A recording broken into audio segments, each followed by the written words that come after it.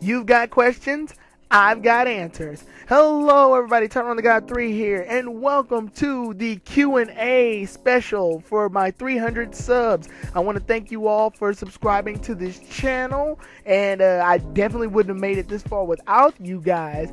And to celebrate this, I have decided to answer a few of the questions that you all, the subscribers, have decided to give me, or at least the few of you all who put questions in the comment sections. Now, there were quite a few questions here, and I did have to make some cuts, basically due to the fact that two of the rules that I mentioned in the video were either ignored or broken, but it's whatever. I still answer you guys' questions. One of the rules being each person gets 3 questions. So sorry to you guys who've asked like 4 and 5 questions that I had to cut some of your questions. I basically decided to answer the questions that seemed the most interesting to me, and then I'll probably answer the questions that I didn't get to answer on this video in the comment sections below that video.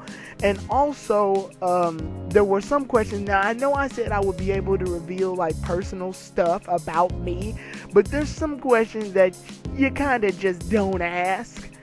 And you know who you are if you ask those types of questions that dealt with things that I basically can't really give an answer on. So, with all of that said, done, and out of the way, I decided to go ahead and answer some of you guys' questions. So, let's get started. The first question comes from the Kappa 11. What got you into Pokemon anime and Pokemon in general? And what makes you keep coming back to the Pokemon anime?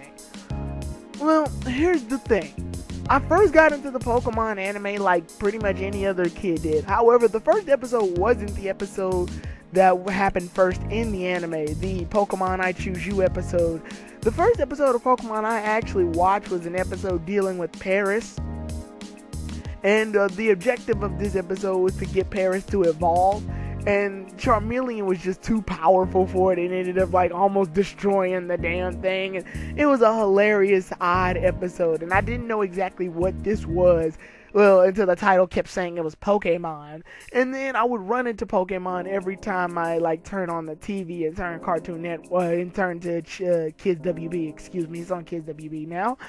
Yeah, so I ended up watching Pokemon on Kids WB very frequently because it just shows up a lot on Kids WB. From my understanding, we got Pokemon the anime a couple of years, about a year or so after it already happened in Japan, or at least the first season happened in Japan.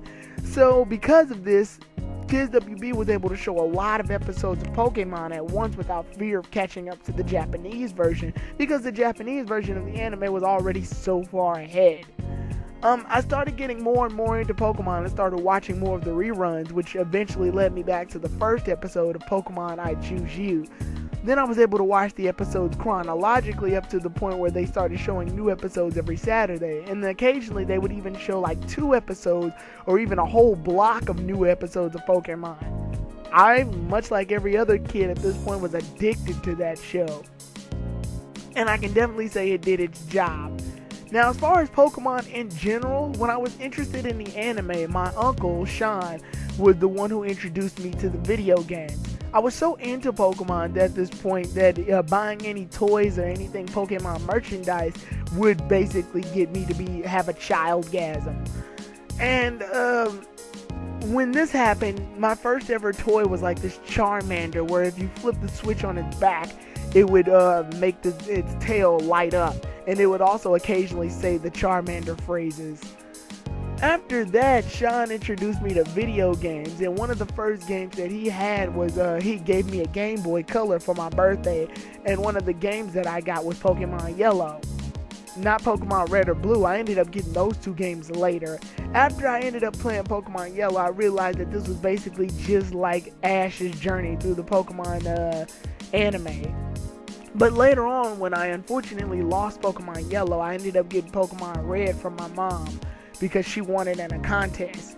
Once I played Pokemon Red, I noticed something a little different. I was able to evolve Pikachu, and the Pokemon that I ended up having on my team differed a lot from the Pokemon that Ash ended up having.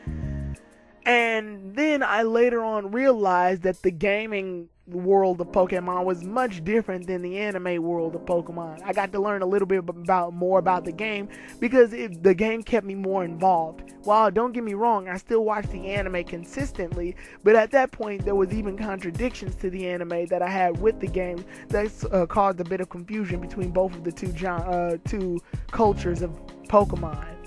But I still loved both of them. To answer the second part of the question, what makes you keep coming back to the Pokemon anime? I actually stopped watching the anime around the time that I made it to 6th grade. At this point, I believe Ash was in the Hoenn region. When Ash was in the Hoenn region, I started going into like a bit of a Pokemon holdback. While I was still consistently playing the Pokemon video game since they kept me so involved all the other times, but the anime unfortunately didn't keep me quite as interactive. Not just because it was the Hoenn saga and things were starting to get a little like fans were starting to dilute in Pokemon. It was also because of the fact that I unfortunately fell into the line of like being made fun of because I still watched Pokemon. So my overall self, when I'm like my insecure self at this time in a day and age, I was a little insecure about things, so I sort of just stopped watching the anime altogether. I did get introduced to the Hoenn saga, and I did watch a couple of the first few episodes of the Hoenn saga in the anime, and occasionally I would watch TV just to see where Ash was going in the Pokemon anime as far as the Hoenn region. I did get to see a couple of his gym battles and things like that, so I do realize what Ash was doing in the anime, which was a shame too, because around this time, right before the Hoenn region came out, I actually went to this big festival thing. It was this thing that basically was basically a big like block party thing to celebrate the fact that Pokemon was going into its 3rd generation, and it had like promos for the anime and even had promos for the first movie, Jirachi's Wishmaker. So it was a shame that I had to close myself off to the anime just like that, but I did stay consistently with the games as I played them but never told anybody about them for real. Later on I decided to realize screw what people say, and I like Pokemon no matter what people think.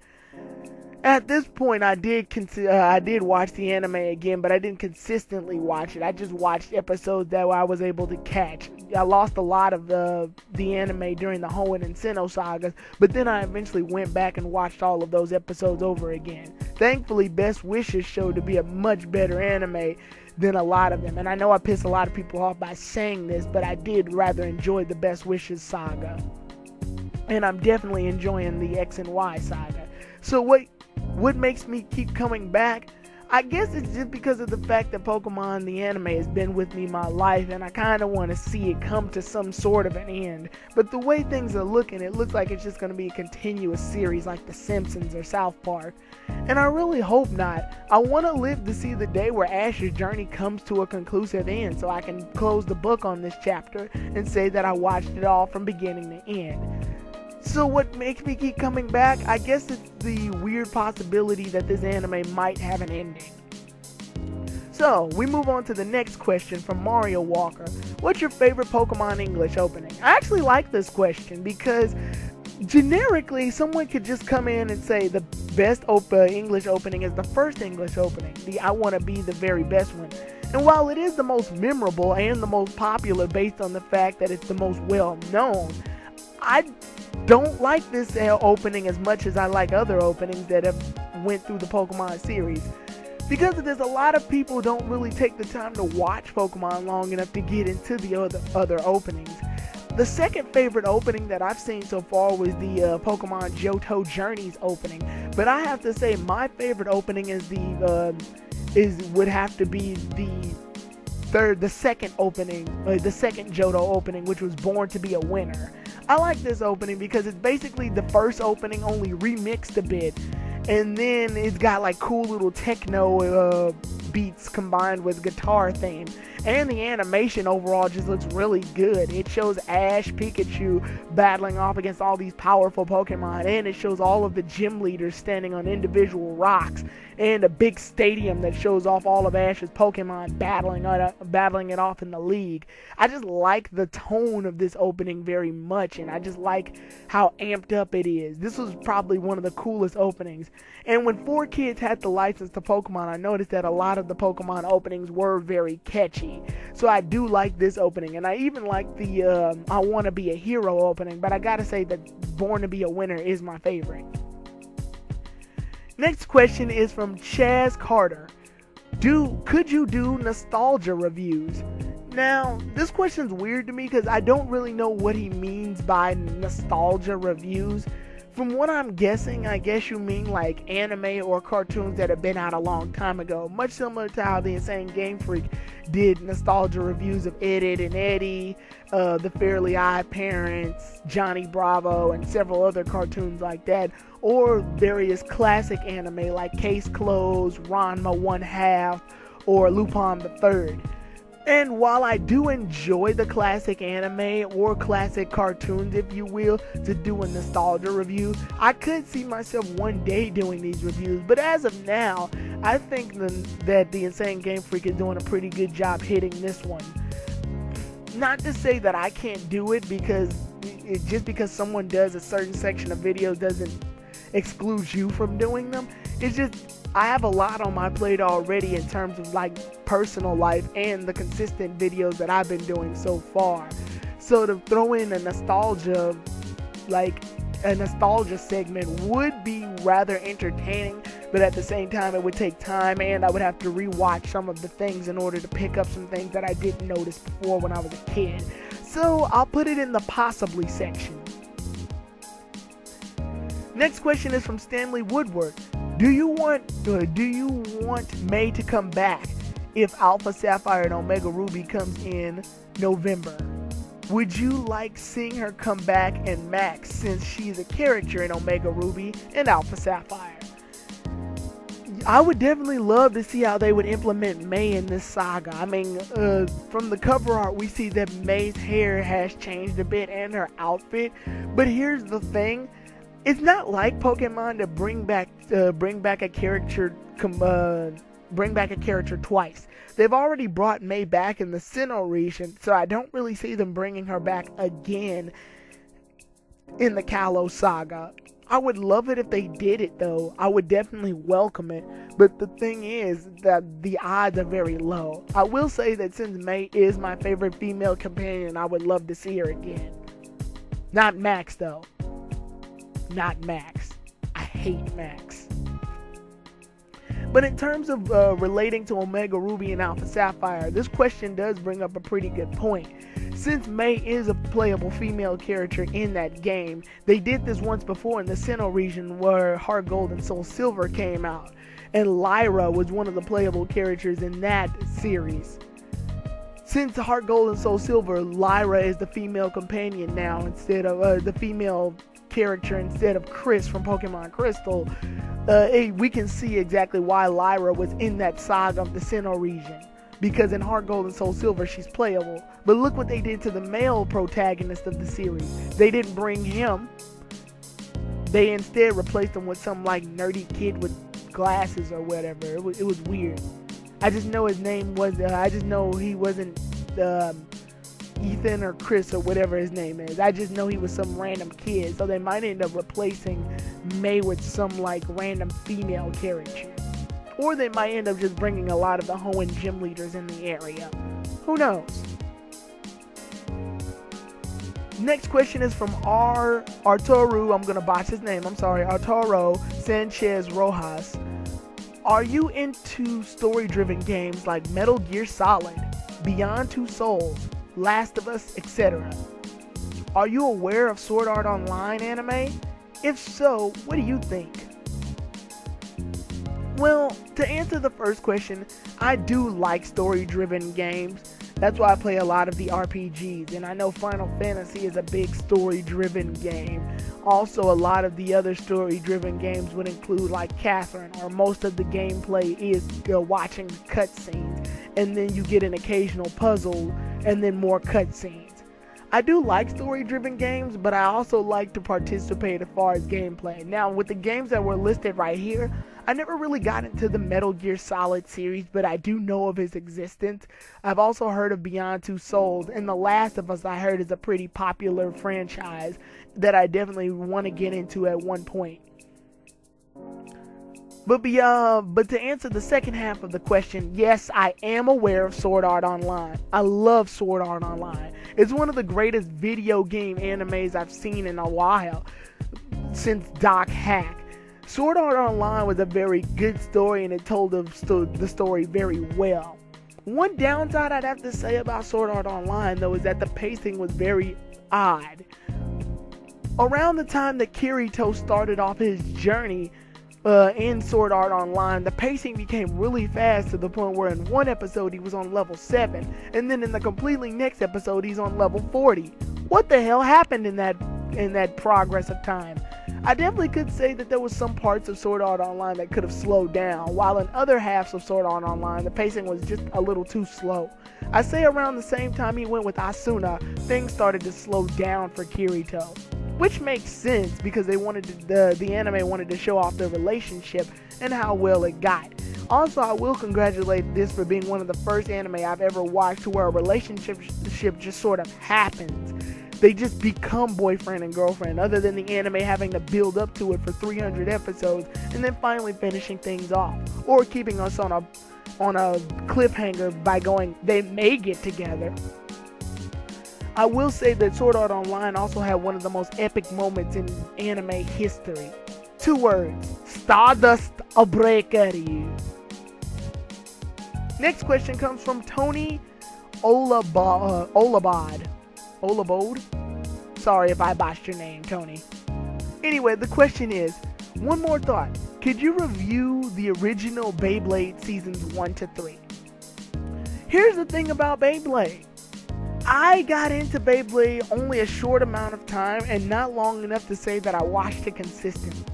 I did watch it when it came to, I think the character's name was Tyson and his other friends, so I do realize of their existence, but most of it comes as a blur to me. I guess this can come in with the fusion of the one question where they asked, can I do nostalgia reviews? I guess this would have to count as one of them. The Beyblade series was a series that I didn't get to get into as much, but however I was able to get into it via the toys and not the anime. I watched the anime like I said, but I only watched a couple of the episodes, not enough to really say that I can talk about the series in general. I did eventually end up getting to watch a new series of Beyblade that came on Cartoon Network called Beyblade Revolutions or something like that. That had to do with this weird redheaded kid who used this Beyblade known as Pegasus. But I only watched that because it came on around the same time that Pokemon came on during Saturday mornings. Other than that, I didn't really get to get that much into the series, and I thought that Beyblades was a weird weird franchise to make into a series. I mean, when you look at the core of it, it's spinning tops. I'm not sure how to come at this. But I did get into the toys, as I bought quite a bit of the toys, and I even had my own stadium. But as far as Beyblades go, I could never really do an official review of Beyblades unless I went back and watched the series from seasons 1, 2, 3 and able to do a review of it. I will put it in the possible maybe section as well, but more than likely it won't happen unless I get some motive to do it. Next question is from 10th Doctor 100. So we have a Doctor Who fan, even though the 11th Doctor was the best. I'm just kidding. I'm not a big Doctor Who fan, but my friends watch it. Anyway, the question asks, how do you think the Ruby and Sapphire remakes will affect the Pokemon X and Y anime? So this question basically draws into the one question I was asked earlier about May. Also, how long do you think it will take for Serena to get a goal? I think it has already been 9 months and I've lost all hope in Serena now. You and me both, buddy. To answer the first question, I can see why this question is being asked actually. As long as we can remember, Pokemon has been doing a thing as a callback to each of the remake games that come out. They first did this in the Battle Frontier saga of Pokemon. During the Battle Frontier saga of the Pokemon anime was around the same time that we got Pokemon for Fire Red and Leaf Green. To celebrate this, Ash ended up doing a lot of callbacks to the Kanto region. Hell, the whole group went into the Kanto region and started battling the Frontier Brains, and May ended up challenging the contest in the Kanto region. So our heroes made it back to the Kanto region to do most of their goals. The second thing they ended up doing was most notably in Ash's battle against Brandon. His third battle with Brandon, where Ash ended up using his old Pokemon rather than his much newer Hoenn Pokemon in order to battle off against Brandon, where Ash ended up using a team of Pikachu, Squirtle, Bulbasaur, and Charizard, a couple of Ash's first few Pokemon to ever come out. He even ended up using Pokemon that were older in like Muk and Tauros as well, as a callback to his Kanto region Pokemon. May even ended up catching a few Kanto region Pokemon herself, which included Eevee and Squirtle. Then, in the Pokemon Diamond and Pearl series, there's a callback to Heart Gold and Soul Silver. They ended up meeting up with a lot of Johto Pokemon, and they ended up meeting with Lyra, which is playable in that game, as she used Johto Pokemon. And then Dawn eventually ended up catching Cyndaquil, and Ash even ended up using a lot of his Johto Pokemon during the Sinnoh League. The way I think this will work out is that they'll probably just introduce a lot of Hoenn region Pokemon and then show their Mega Evolutions as a way to show that they Mega Evolved. Because I believe, other than Kanto, Hoenn has the most Mega Evolved Pokemon in their entire region. So that's what I basically feel is going to happen, is that a lot of characters are probably going to might come back, with the possible being May. And what I also believe that's going to happen is that Ash is going to be battling a lot of Hoenn region-based Pokemon to show off the remakes. But we'll have to see that in November. Now, to answer the Serena thing, if you want details about how I feel about Serena, you can go to this link that I had with the Insane Game Freak when we both made a joint video about Serena. But as far as things go, it has been 9 months, and Serena doesn't have a goal and still has a Fennekin. I'm really disappointed in Serena because of this, and she even is on the same borderline as Dawn as being my most hated female character now because of it. I hate to really say it like that. I really do, especially since Serena had some really great moments in the anime, but all the great moments in the world aren't going to help if your character doesn't get boosted any.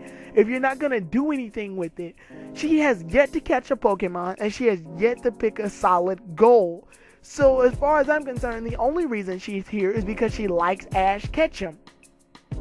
And that disappoints me. I'm sorry to say it. The next question comes from Kratos Breaks. Do you think that if Dragon Ball Z comes back with a new saga, it will have the same success it had in the old days? Here's my thing about Dragon Ball Z. I love Dragon Ball Z. It is my favorite anime in the world, with my second favorite anime being Death Note. Dragon Ball Z is one of the best animes in the world, and I can definitely say this. I would not have been upset if Dragon Ball Z had ended earlier than it has. Adding on to Dragon Ball Z seems to be hurting it more than helping it. And with the exception of the Battle of Gods movie, adding more to Dragon Ball Z seems to hurt it and do a lot more damage than it could have when it helped it. The example I have of this is the Majin Buu saga. The Majin Buu saga, while it is entertaining, isn't as good as, say, the Android saga, the Frieza saga, the Saiyan saga. Now, I understand that there's those of you who rather enjoy the Majin Buu saga, and I congratulate all of those who do.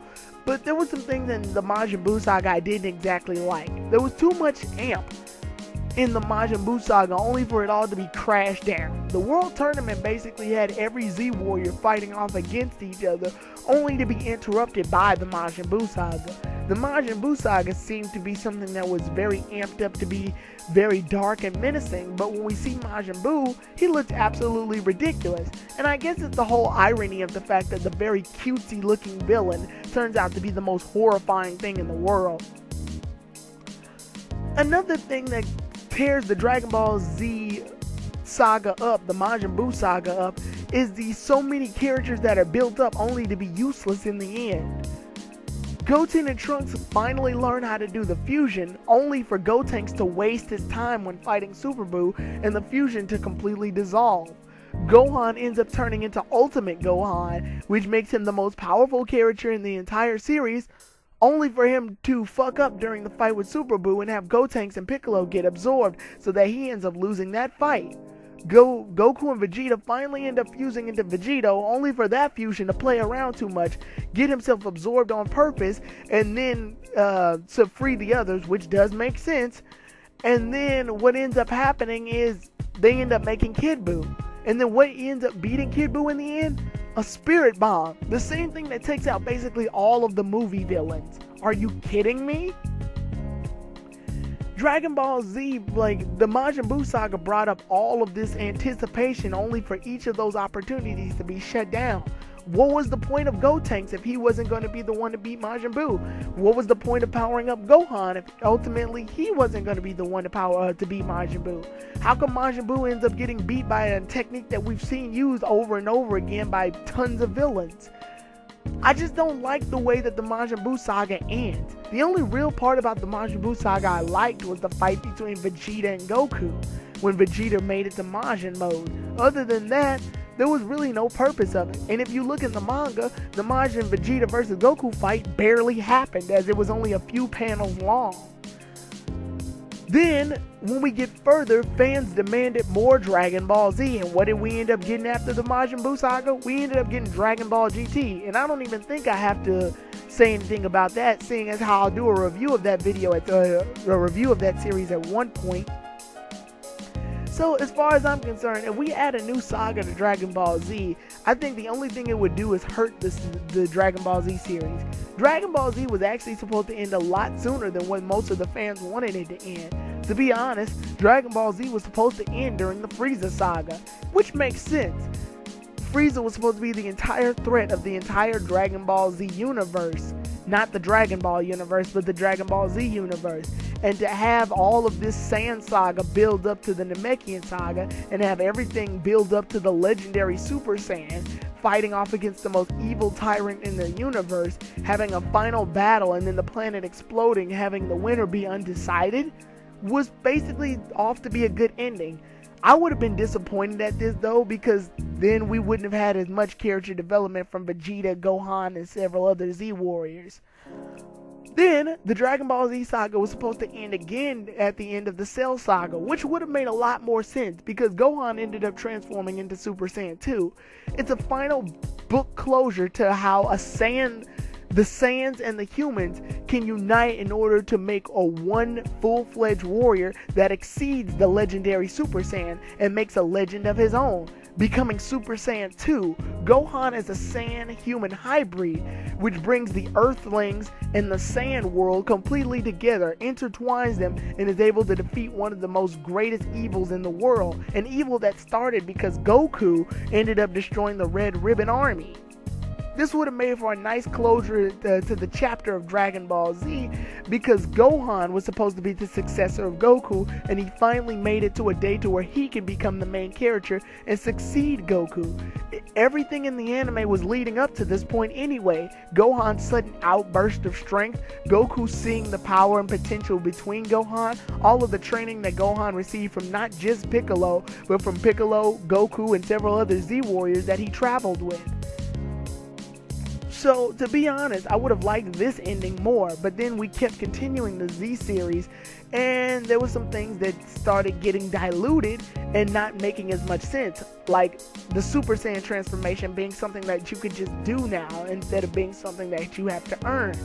So, to be honest, if they made a new saga, I would look forward to it because I'm a DBZ fan, but I don't think it would do the series any justice unless the saga happened in between a saga that's already happened and Akira Toriyama was taking place in the work of this.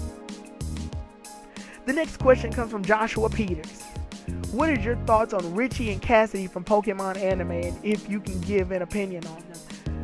It's odd. I don't know if you mean Richie or do you mean Butch and Cassidy from Team Rocket 2. I'll just give my opinion on all three characters. I love the fact that they make fun of Butch's name, and I really wish that Butch and Cassidy would return a lot more in the Pokemon anime. As I've stated in a lot of my recent Pokemon X and Y anime review episodes, I don't like that Team Rocket has to be there every time, but it would be a breath of fresh air if they were to introduce Team Rocket 2. It shows that Team Rocket 2 is a bit more competent than Team Rocket, as they are able to actually succeed in some of their missions, but in overall they have become the clowny, klutzy Team Rocket as well. But it would give off a bit of fresh air if we could see them try to capture Ash and the others' Pokemon rather than just the same Team Rocket that's been doing it over and over. So I do think that it's kind of cool that Butch and Cassidy existed. My thoughts on Richie, however, I don't really care for Richie. Richie is basically an Ash clone that has it way too lucky for his own good. The fact that he was able to beat Ash generally using Pokemon that Ash uses only at a much weaker scale kind of disappointed me. And for Ash to lose in a battle against Richie kind of set me off. I would rather have hoped that Ash could actually beat Richie so that he can overcome the challenge of battling a really good friend and then overall winning that battle. And then have him lose in the next match to make him in the top, to have him in the top 16, or at least the top 8. So yeah, that's my views on Richie. The fact that he keeps coming back in the anime, whether it's in the Johto Saga or in Pokemon Chronicles, does interest me, but overall I don't feel much for Richie. So let's move on to the next question, which comes from another question from the Kappa 11. Have you ever thought of having a discussion in your free time with other people besides KG Prestige? Actually, yeah, I've had no problem with having discussions from other people. The thing about it is, though, is that usually when I have a conversation with KG Prestige or Insane Game Freak, it's usually because they end up doing videos that have correlation to the videos that I end up doing anyway. KG Prestige is one of the people that I saw on YouTube that ended up doing reviews of the Pokemon X and Y anime series, much like myself. And I figured rather than trying to have a competition with KG Prestige when it comes to reviews, I figured it would be better to have a combination of it. That way you can see the episode's reviews from his point of view and my point of view, and then when we come together to share our points of views on the X and Y anime, it can make for a nice crossover. I have no problem doing videos with other people, and if you want me to be a guest on your channel, I have no problem doing it. The thing about it is, though, is that with KG Prestige and Insane Game Freak, they both have Skype recorder programs that allow them to record Skype conversations. Me, on the other hand, am not so lucky with this. I tried downloading one myself, but I couldn't figure out for the life of me how it works. And I am planning to purchase my own Skype recorder in the somewhat future, but as of right now, I don't have any money. So as soon as I am able to gather up some money and find a way to record Skype conversations so that I can have decent crossover videos with several other channels, I'm just gonna keep a hold as to just doing crossovers with KG and Insane Game Freak for now. But I definitely do, if you have the technology to record both of us talking, then I definitely will be a guest in your videos. I have no problem doing it if the subject matter is something that I can fully relate to and have a full-fledged conversation with. The next question again is from Mario Walker. Are you planning to show us your face while doing videos? I just find it more engaging. This has been a question that has revolved around several other YouTubers that have asked me this once before. Now, when it comes to showing my face, I have shown my face in one video, and that video being the Omega Ruby and Alpha Sapphire discussion video, where I did end up showing my face for a brief second to show my reaction to the games being out. But the thing about it is, I don't show my face not because I don't want to, it's because there's several reasons. One, I don't like my video cam recording my face because I usually won't record myself unless I feel the video quality as well. I feel that I owe it to you all, the viewers, to show something in its best quality possible, and I would much rather show you pictures or just a avatar of myself rather than showing my face with the video quality being how it is on my webcam right now. I don't feel comfortable showing that because I would rather show pictures than show a very poor video quality of myself. Another reason is this. I usually don't want bias in most of my videos. I've seen a lot of YouTubers who have decided to show their face, and that's all said and done. I'm not insecure about how I look. It's just that I don't want people to show bias, or to unsubscribe, or to say certain comments about things just because of how they feel a certain way about people. There's too much bigotry inside the world in order to show my face without any fear of something going way out of proportion just because. I'll reiterate, I have no problem showing my face. It's just that the way that people work on the internet, there's too much immaturity for me to say that I can comfortably show my face without something bad happening. I definitely do plan on showing my face somewhat in the future again in a lot of other videos. And like I said, I have no problem doing it as of now. It's just my webcam shows in a very poor quality. Once I get a better quality webcam or ways to show my face in better videos, such as skits that I'm going to be doing for future videos, then I'll have no problem doing it. But as of now, I've decided to keep it on a hold and keep things relatively simple with making videos that are free of bias. The next question comes from Chaz Carter again. Could you do a review of Yu Yu Hakusho and each Dragon Ball Z saga?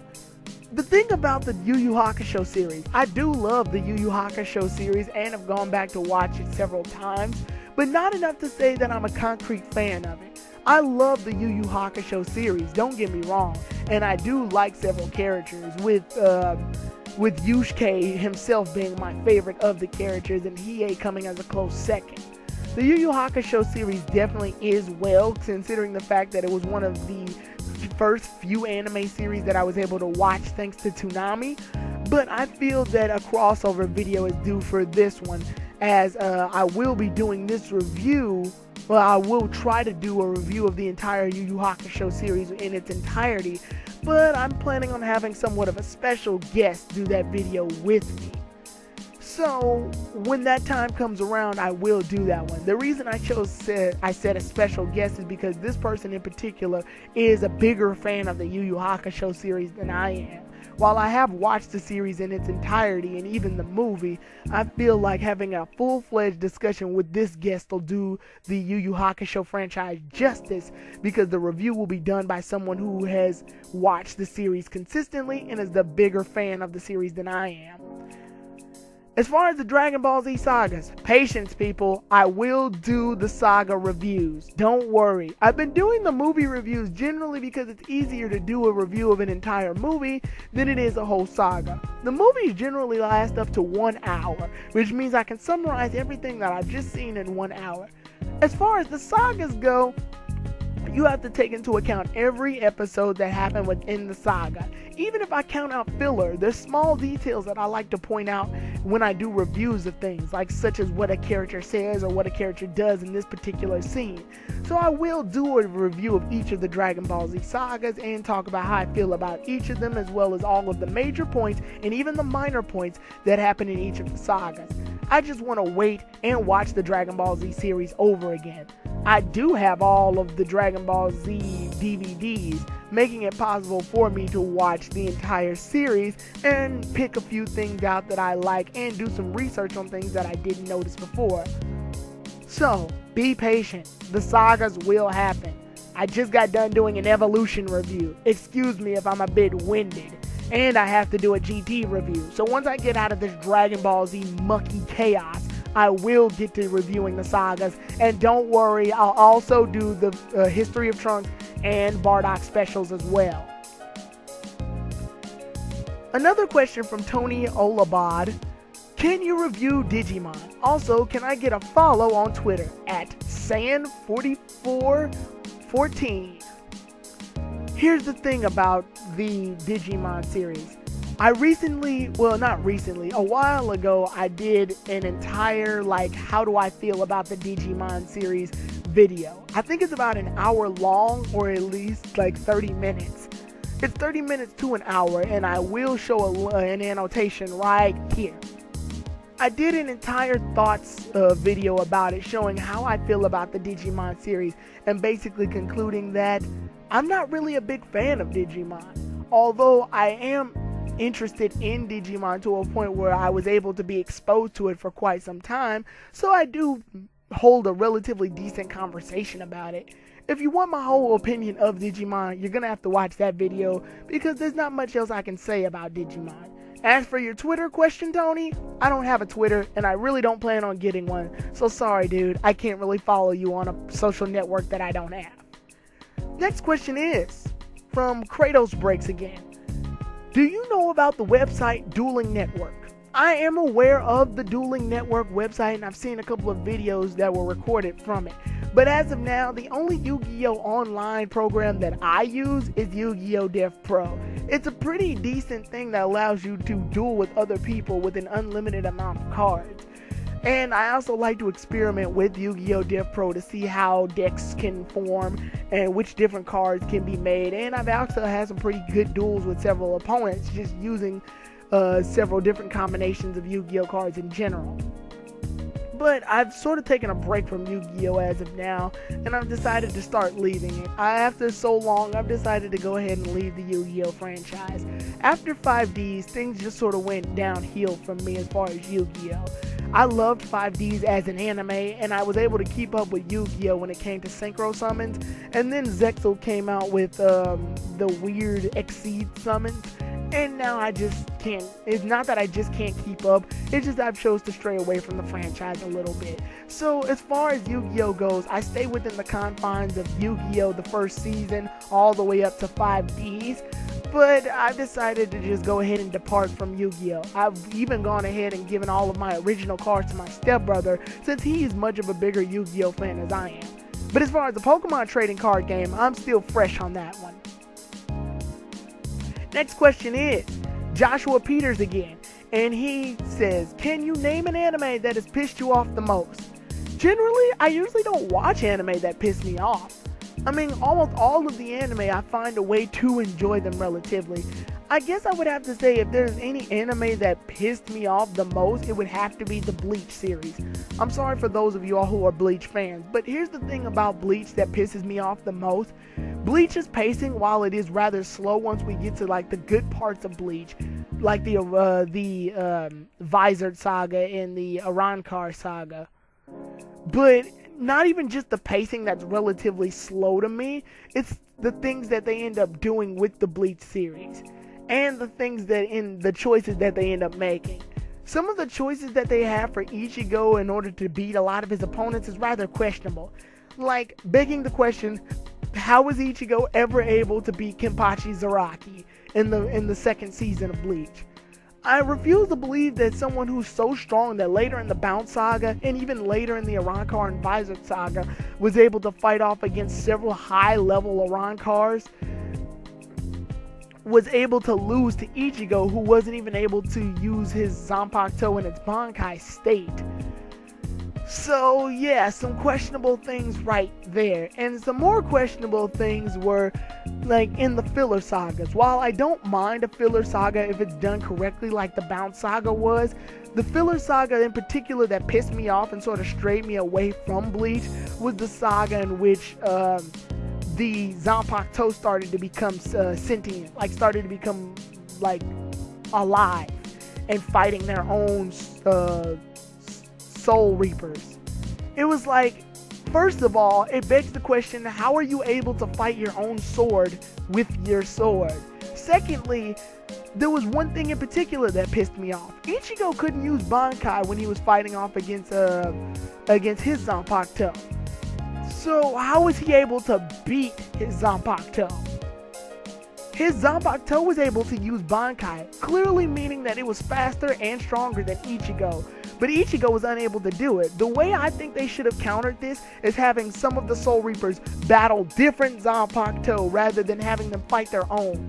Renji Abarise is probably the only one that I was actually interested in, because the way he solved his Zanpakuto crisis is by fighting a way that differs from how he normally fights. While he's normally an attacker and normally uses his Zanpakuto for fierce attacks, he was terrible at Kido. but he was able to take his Zanpakuto by surprise by using Kido against it and then beating it overall, which made for a much better fight. Otherwise, the way that they were able to tackle this saga rather pissed me off, and I think that this filler saga went on too long. As far as that other filler saga that had to do with Ichigo dealing with this princess and other things, like I just stopped caring at this point. And I sort of left around the time that Ichigo fought against Aizen. The next question is, oh, and I guess I want to rewind real fast and go back. Other than that, the only other anime that would have to piss me off are like animes that I really like that ended too early. I'm looking at you, Medaka Box, and Air Gear, and Zatch Bell ending way too early instead of ending at the King's Festival saga like it was supposed to. But I digress. Next question is from Mario Walker again. He asked, do you think Pokemon sorta kinda revived your childhood? Here's the thing about it, I can't say that it did. I can't say that it did, not because it didn't. It's because Pokemon wasn't really a childhood thing for me. Pokemon started off in my childhood, but I gotta say this, Pokemon's never really left my life. I mean, as I've grown up, I've consistently bought all of the Pokemon games. I still to this day come back to watch the anime. It doesn't really revive my childhood because it wasn't really in my childhood. It was more of a lifehood thing. Pokemon's been with me my entire life, not just my childhood. So I can't really say that it revived anything. It just sort of stayed with me. It hasn't really died yet. So there was nothing to revive, if that makes any sense. The next question is from Kratos Breaks. What kind of music do you listen to? This is a rather unique question considering the fact that it doesn't have to do with anime or video games, and I kind of like it because it gives me a chance to talk about just me in general. My music list is chaotic and weird as hell. If you look at it, you will basically see that I have everything ranging from Pokemon battle musics to various other video game soundtracks. I rather like video game music because while I'm playing, I like to enjoy listening to stuff while I'm playing video games. But I also like to listen to 8-bit music. If you could turn a regular rock song or rap song or even a pop song into an 8-bit theme, then it sounds awesome. But other than that, my general overall music library is weird. I've got music ranging from pop, rock, heavy metal, and even a little bit of country as well as rap. Right down to video game music, Pokemon music, anime music, and various like other themes. There's no real solid type of music that I like, but if I had to pick a general overall music that I could listen to all day, it would have to be the 8-bit style of music. Because then it has the ability to change any type of music into an 8-bit theme. The next question comes from... Oh, that was the final question. Excuse me, I'm reading off a list here and I kept scrolling. So, with that said, everybody, I really thank you all for the questions, and for the questions that I was unable to answer, I will answer them in the comment section.